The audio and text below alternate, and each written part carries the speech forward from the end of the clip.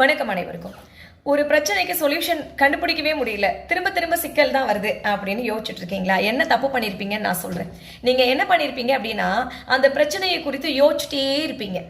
ஓகேவா? Over thinking. இந்த over thinking என்ன தெரியுமா பண்ணும்? Over thinking will leads to more confusions. அது கன்ஃபியூஷன்ஸ் இருக்குல்ல, அதுக்குள்ளே கொண்டு போய் நம்மளை விட்டுடும்.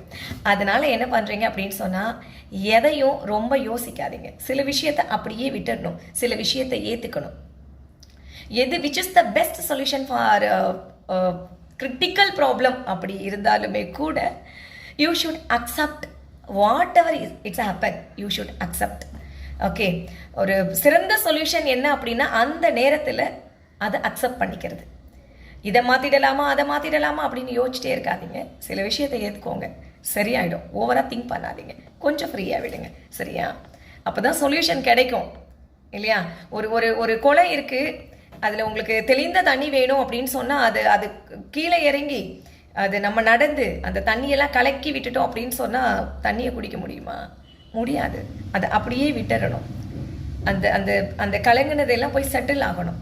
அதுக்கப்புறம் தெளிந்த தண்ணியாக இருக்கும். அதுக்கப்புறம் அதை நம்ம பயன்படுத்த முடியும். அந்த மாதிரி தான் நமக்கு பிரச்சனை வருது அப்படின்னு சொன்னால் என்ன பண்ணலாம்னு யோசிச்சுட்டே இருக்காதிங்க. கொஞ்சம் நேரம் அந்த ப்ராப்ளத்தை அப்படியே விட்டுட்டு ஏதாவது டீ காஃபி ஏதாவது குடிங்க. ஆர்கியூ பண்ணாதீங்க, பேசாதீங்க. லிவிட். கொஞ்சம் அமைதியாக இருங்க.